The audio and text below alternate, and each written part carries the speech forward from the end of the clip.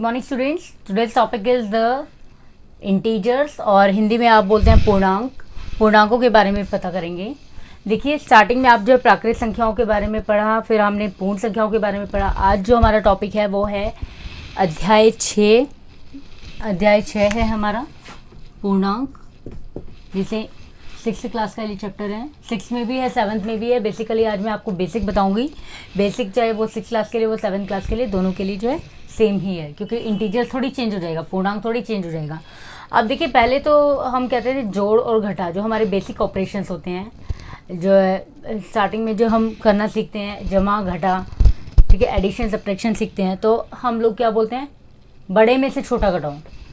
तो जब हम ये बोलते थे, जब बच्चों में हमने 1st क्लास में, 2nd क्लास में, 3rd क्लास में, 4th क्लास में पढ़ा था, तो क्या बोलते थे, नहीं नहीं नहीं नहीं, छोटे में से बड़ा घट ही नहीं सकता, बड़े में से ही छोटा घटेगा। तो बाद में सोचा गया, क्या ऐसा ज़रूरी है कि ऐसा ही हो? क्या 2 में से 7 नहीं जा सकता? क्या 14 में से 18 या 14 में से 18 नहीं जा सकता?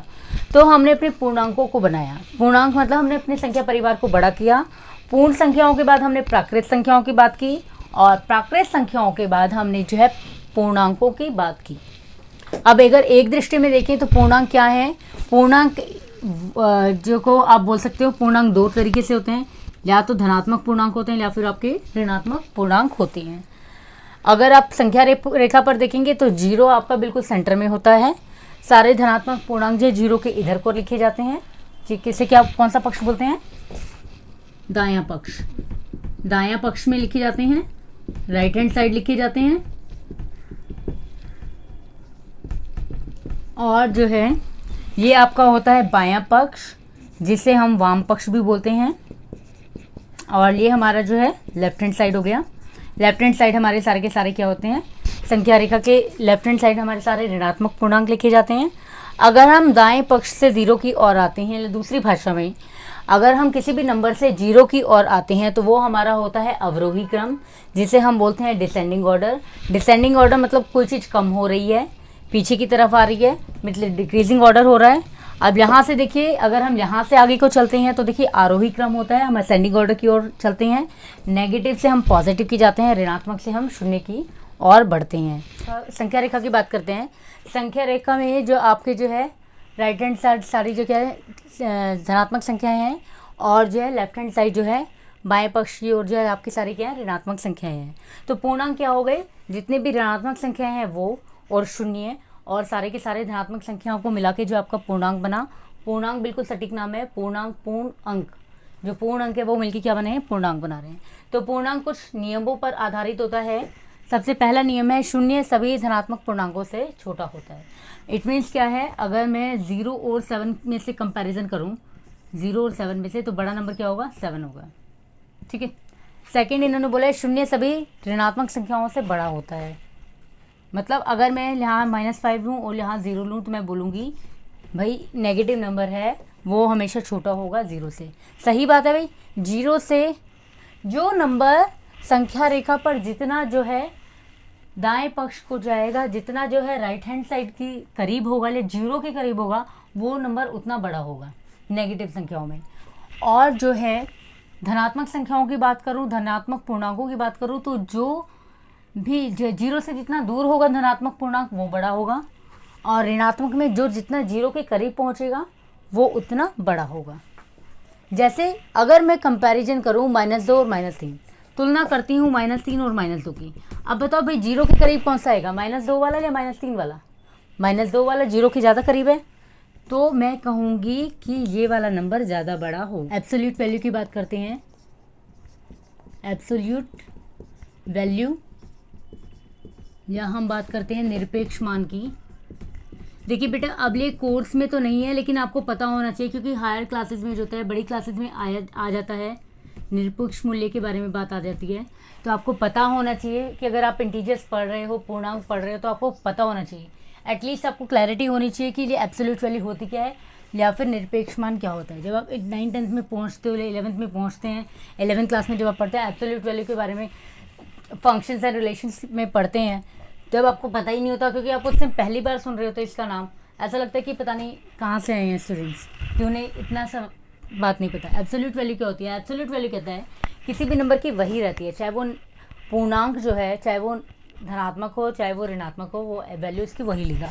तो ये कहता है अगर इसकी वैल्यू x होगी, अगर जो है या तो x की वैल्यू 0 है या x से बड़ी 0 से बड़ी है, तो वो क्या रहेगा, हमेशा जो है x रहेगा।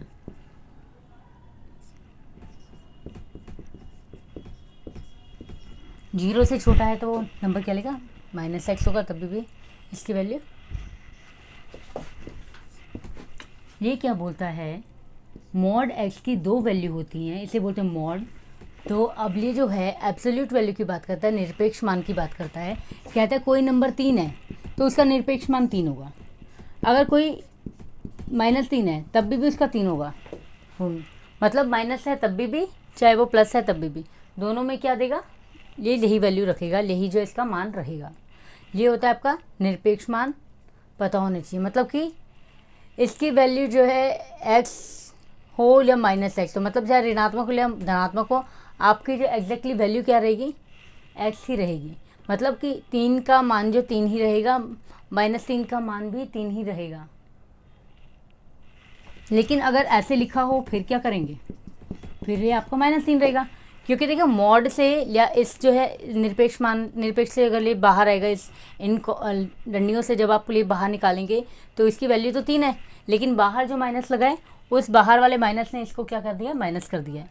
इस आपके लिए मैंने जो 3 जो उदाहरण लिए हैं, सबसे पहला उदाहरण है 5 से 3 अधिक। 5 से 3 अधिक होगा तो क्या होगा, -5 से 4 अधिक होगा तब कैसे करेंगे, और -5 से 3 कम होगा तो हम कैसे करेंगे। सबसे पहले मैं एक संख्या रेखा बनाती हूँ। संख्या रेखा में सबसे पहले मैंने एक लाइन खींची, लाइन बिल्कुल सीधी होनी चाहिए। देखिए बेटा, मैं तो इस पर कर रही हूँ बोर्ड पे, हो सकता है मेरा हाथ हिल जाए, आप डोंट थिंक कि मैडम आप तो जो टेढ़ा कर रहे हो खुद। ये आपकी संख्या रेखा हो गई, यहाँ आपका हो गया 0।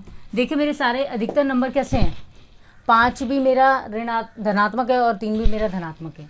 तो मैं यहाँ तो सिर्फ 2 ही नंबर लूँगी, यहाँ मैं लूँगी 1 2 3 4 5 6 और 7। अब यहाँ देखिए 0 से सबसे पहले आप क्या करेंगे, पहले नंबर पे पहुँच जाइए। 0 से पहला नंबर क्या है, 5। 0 से सबसे पहला नंबर है 5। 5 से 3 अधिक, अब आप यहाँ से एक स्टेप चलेंगे, 1 2 3, तो मैं कहाँ पहुँच गई, सही है।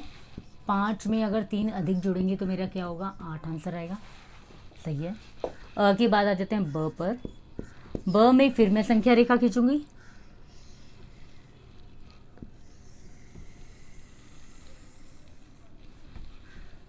ये मेरी संख्या रेखा खींच गई। अब यहाँ पर भी वही करेंगे, 0 हो गया या 1 हो गया या 2 हो गया या 3 हो गया या 4 हो गया या 5 हो गया या 6 हो गया या 7 हो गया, ज़्यादा बहुत बड़ा ना लें। देखिए मेरे यहाँ पे नेगेटिव नंबर है, ऋणात्मक संख्या है, तो पहले यहाँ से लूँगी -2 -3 -4 -5 और -6। अब देखिए संख्या रेखा में पहला नंबर क्या है, संख्या रेखा में 0 के बाद जो है, अगर सबसे पहले जो अंक की बात करूँ मेरा है -5, तो 0 से आप सबसे पहले क्या करिए, -5 पे पहुँचिए। अब ये कहते हैं 5 से 4 अधिक, 4 अधिक पे पहुँचो, 1 आगे 2 आगे 3 4, ठीक है भाई। -5 + 4 मेरा क्या होता है, -1 होता है। ये अभी हम कुछ रूल सीखेंगे पूर्णांकों के, कैसे करते हैं, पूर्णांकों के कुछ नियम हैं, उनके थ्रू ये होता है। ये जो मैंने डायरेक्ट कर दिया, नहीं तो आपको कुछ नहीं आता तो अपने संख्या रेखा खींची। आपने 0 से सबसे पहले किस नंबर पे पहुंच गए, जो पहला नंबर है। पहले नंबर से अगर अधिक बोलता है तो आगे बढ़ जाइए, अगर कम बोलता है तो पीछे पहुंच जाइए। अधिक बोलता है तो आप जो है दाएं पक्ष को की ओर बढ़ें, और अगर आगे को बढ़ जाएं, और अगर कम बोलता है तो पीछे को बढ़ जाएं। अभी तक देखिए दोनों उदाहरण में अधिक दे रखा था तो हम आगे को बढ़ गए थे। अब मैंने एक तीसरा उदाहरण लिया है, -5 से 3 कम। अब हम पीछे जाएंगे, कैसे होगा अभी करके दिखाती हूँ। यहाँ पे आपने एक संख्या रेखा खींची,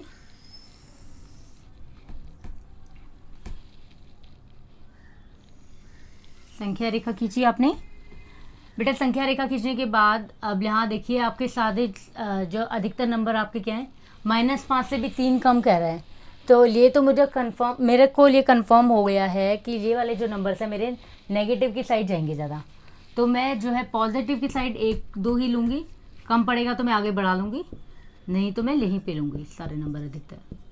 -4, -5, -6, -7, -8 और -9। ठीक है, अब ये कहता है -5, तो 0 से सबसे पहले कहाँ पे पहुँचेंगे? -5 पे पहुँचेंगे भी, पहुँच गए। अब ये कहता है 3 कम, 3 कम जाएगा तो पीछे को जाएगा, 1 कम, 2 कम, 3 कम, कहाँ पहुँच गए हम? 3 come means, come means minus का साइन आ जाएगा, अधिक मीन्स प्लस का साइन आ जाएगा, तो 5 और 3 कितना होता है मेरा? -8। बेटा अब एक क्वेश्चन आया है मेरे माइंड में, एक बात आई है, हम पूर्णांक पढ़ क्यों रहे हैं? आपको पता है? पूर्णांक मीन्स हम जो है, हम डेली लाइफ में जो बात करते हैं, भाई टेम्परेचर इतना हो गया, तापमान इतना अधिक हो गया है, वहाँ का तापमान इतना कम हो गया, किन्हीं भी दो जगहों का जो तापमान नाप लेते हैं। आप बैंक में जाते हैं, बैंक में आप कहते हैं कि भाई मेरे को कितना इंटरेस्ट मिला है, मेरा कितना मूलधन था, मुझे उस पर कितना जो ब्याज मिला है। ठीक है, वो सब सारी चीज़ें किसके ऊपर डिपेंड करती हैं? पूर्णांकों पे। हम बैंक में जाते हैं, पैसा निकालते हैं, पैसा जमा कराते हैं, पैसा निकालते हैं तो हमारा जो है, जो हमारा हमने जितना जमा कराया होता है मूलधन है, उसमें से जो कम हो जाता है पैसा। ठीक है, कम होता है तो माइनस करते हैं। तो यहाँ पर जो कुछ टर्मिनोलॉजी होती है, जहाँ लाभ आ रहा है, ऊंचाई आ रहा है, अबव की बात कर रहा है, ठीक है, और जो है बढ़ने की बात कर रहा है, तो वहाँ पे हम जो है पॉजिटिव लगाते हैं साइन। और जहाँ पे कोई चीज़ कम हो रही है, डिक्रीज़ हो रही है, ठीक है, और जो है लॉस में जा रही है, हानि हो रही है, वहाँ के लिए हम जो माइनस साइन यूज़ करते हैं। तो यहाँ पे इन सब चीज़ों का ध्यान रखेंगे, माइनस का साइन और प्लस का साइन, वो सब है जो आपको नेक्स्ट क्लास में करना सिखाऊंगी। आज के लिए इतना ही काफ़ी है कि क्या होते हैं, आपने कैसे निकाला, और संख्या रेखा पर कैसे आपने निरूपण किया, और कैसे करते हैं। अभी एक बार दोबारा से बता दूं, जब आप जो है 0 से जो है, अगर आप आगे को बढ़ेंगे तो आप जो है ज़्यादा बड़े नंबर पे पहुंचेंगे, 0 से पीछे को जाएंगे तो आप जो है सारे जो है छोटे नंबर पे पहुंचेंगे। जितने भी ऋणात्मक होते हैं वो 0 से जो बड़े, जितने भी ऋणात्मक होते हैं वो 0 से जो है छोटे होते हैं, जितने भी धनात्मक होते हैं वो 0 से बड़े होते हैं। 0 हमेशा बीच में आता है, और आपका ऋणात्मक और धनात्मक में अगर कंपैरिजन किया जाए, तुलना की जाए, तो धनात्मक वाला हमेशा ही बड़ा होता है ऋणात्मक वाले से। ठीक है, और यहाँ पे मैंने आपको संख्या रेखा पर निरूपण करके दिखा दिया। और एक्चुअल में बिना संख्या निरूपण के अगर आप ये और ऐसे ऐसे सॉल्व करना चाहते हैं, तो ये मैं आपको जो है नेक्स्ट क्लास में बताऊंगी। इसके लिए भी कुछ नियम होते हैं, 2-3 नियम हैं, उन नियमों के पर चलेंगे तो आपको जो ले भी आ जाएगा कि कैसे करना है। तो हम नेक्स्ट क्लास में एक्सरसाइज 6.1 करेंगे।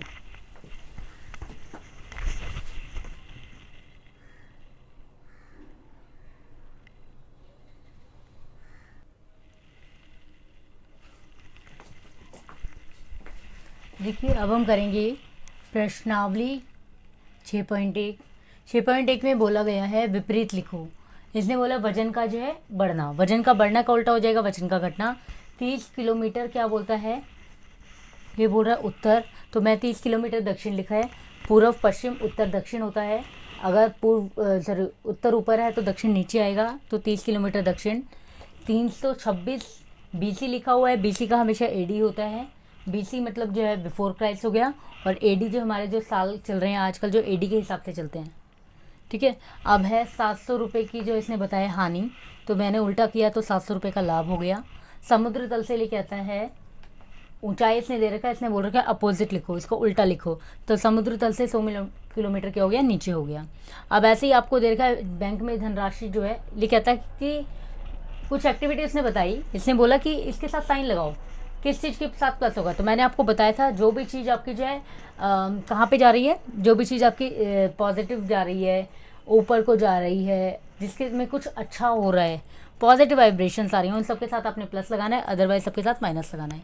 जैसे 2000 रुपये इसने क्या बोला? जमा कराए, तो इसलिए प्लस 2000 लगाया। अब वहाँ 2000 लिए वो वाला है कि क्या कहते हैं, मैं NCERT पर पढ़ के बताती हूँ। An aeroplane is flying at a height of the 200 metre above the ground. एक जो है एरोप्लेन जो है 2000 मीटर की जो दूरी पर उड़ रहा है। तो अगर देखो ऊंचाई पे कोई चीज़ है तो उसके साथ आपने प्लस लगाया। सेकंड आपका एग्जांपल हो जाता है सबमरीन। सबमरीन कहाँ होती है? पानी के नीचे चलती है, अंडरग्राउंड चलती है, इसलिए मैंने कोई चीज़ नीचे को जा रही है, इसलिए मैंने इसके साथ साइन जो है माइनस का लगाया। थर्ड आपका जो और कौन सी डेप्थ पे जा रही है, 800 मीटर डेप्थ पे जा रही है, तो माइनस 800 लगाया। डिपॉजिट, बैंक में आप पैसा जमा कराते हैं तो आपको जो इस पे जो है जमा कराते हैं तो आपका जो पैसा ऐड होता है, इसलिए इसके साथ मैंने प्लस का साइन लगाया। और फोर्थ आपका जो है वो बोल रहा है विड्रॉल। विड्रॉल मतलब निकालना, पैसे का निकासी करना। आपने 700 रुपये निकाल लिए हैं बैंक से, तो आपने माइनस का 700 लगाया। अब थर्ड क्वेश्चन जो है, तीसरा प्रश्न है, संख्या रेखा पर आपको निरूपण करना है +5 का मतलब है ये आपकी धनात्मक संख्या है। धनात्मक संख्या है तो जीरो से आगे ही आएगी, तो मैंने इसमें ऋणात्मक वाले लिखे ही नहीं, मैंने जीरो से स्टार्ट किया। 0 1 2 3 4 5, जहाँ 5 नंबर है उसी पे सर्कल लगा दीजिए, उसी पे गोला लगा दीजिए। -10 है तो -10 है, ऋणात्मक है, तो मैं अगर पॉजिटिव वाला ना भी लूँ तो चलेगा। तो 0 से मैंने स्टार्ट किया, 0 -1 -2, तो मैं -10 पे पहुँच गई। जहाँ -10 मिला मुझे वहाँ पे मैंने सर्कल लगा दिया, गोला लगा दिया। थर्ड आपका है +8, जमा का 8 है, धनात्मक संख्या है 8, तो 0 से मैं इधर को जाऊँगी, तो 0 1 2 3 4 5 6 7 8, जहाँ भी 8 मिला मैंने वहाँ पे सर्कल लगा दिया। अच्छा, यहाँ एक बात इंपॉर्टेंट है, संख्या रेखा बनाना इंपॉर्टेंट बात नहीं है। 0 1 2 3 4 सब लिख लेते हैं, आपने स्केल से करना है। स्केल जब आप रखेंगे तो स्केल पे प्रॉपर गैप होता है, 0 से 1 के बीच में, 1 से इन सब के बीच में आपको जो 10 लाइन्स मिलती हैं ऐसे ऐसे ऐसे वाली। तो आपको ध्यान रखना है कि एक एक पॉइंट, देखो मैं अभी जो पढ़ा रही हूँ हो सकता है मेरे में प्रॉपर इक्वल स्पेसिंग ना हो, लेकिन आपने जब अपनी कॉपी में बनाना है ना, तो ये वाली बात का आप ज़रूर ध्यान रखेंगे कि ये बहुत पास है, बहुत दूर ना हो, सबका बराबर डिस्टेंस हो, इक्वल डिस्टेंस हो। ठीक है, अब -1 है तो आपने क्या किया, कुछ नंबर पॉजिटिव ले लिए, कुछ नेगेटिव ले लिए, क्योंकि -1 तो 0 के एकदम बाद है। अच्छा, ये संख्या रेखा बनाने का फ़ायदा क्या है? संख्या रेखा बनाने का फ़ायदा ये है कि आपको इससे इनकी प्लेसिंग स्पेसिंग तो समझ में आती है, ये 0 से कोई नंबर इधर को जाएगा कि इधर को जाएगा। अच्छा, अब मैं इसके लिए ना अभी आपसे एक क्वेश्चन पूछती हूँ। चलो आप मुझे बताओ, -3 -5 8 7 और -9, अगर इसे मैं बोलूँ अवरोही क्रम में लगाओ। अवरोही क्रम क्या हो गया मेरा? घटता क्रम हो गया। घटता क्रम, तो मैं पहले ढूंढूंगी मेरा सबसे बड़ा नंबर कौन सा है, तो मैं वही नियम यूज़ करूंगी। उन नियमों में कौन सा था? उन नियमों में बोला गया था कि पहले जो सबसे बड़ा फिर छोटा, तो सबसे बड़ा नंबर मेरा 8 है, 8 से छोटा नंबर है मेरा 7। मुझे मालूम है मेरे सारे धनात्मक बड़े होते हैं, तो पहले मैंने 8 और 7 लिखा। अब मेरे ऋणात्मक लिखने हैं, ऋणात्मक में मेरे को पता होना चाहिए कौन सा जो है ज़्यादा बड़ा है, कौन सा छोटा है। जो 0 के ज़्यादा करीब होगा वो ज़्यादा बड़ा होगा। 0 के ज़्यादा करीब कौन सा आएगा? -9 आएगा, -5 आएगा, या -3 आएगा? -3 आएगा, तो सबसे बड़ा नंबर मेरा -3 होगा। अच्छा, अब मेरे को सबसे छोटा लिखना है ना इसमें, तो इसमें जो इसके बाद जो नंबर आएंगे वो ऐसे उल्टे उल्टे आ रहे हैं ना, तो अब मेरा नंबर आएगा -3, फिर उससे छोटा नंबर मेरा -5 आएगा, और उससे छोटा मेरा नंबर -9 आएगा। ये मेरा सीक्वेंस ऐसे बनेगा। ये क्यों बता रही हूँ? क्योंकि मैं समझा रही थी लिए, तो मुझे अचानक याद आ गया क्वेश्चन आपका ऐसे भी बन सकता है। आपको अंडरस्टैंडिंग क्लियर होनी चाहिए। ये ऐसे दिखाए या अवरोही क्रम बोले या फिर बोले चिन्ह लगाओ बड़े का, छोटे का या बराबर का, तीनों से वो सिखाना क्या चाह रहा है? बस ये बताना चाह रहा है कि आपको याद रहे कि हमेशा जो है ऋणात्मक संख्या जो है धनात्मक से छोटी होगी, 0 हमेशा जो है ऋणात्मक संख्या से बड़ा होगा, और धनात्मक संख्या से 0 हमेशा छोटा होगा।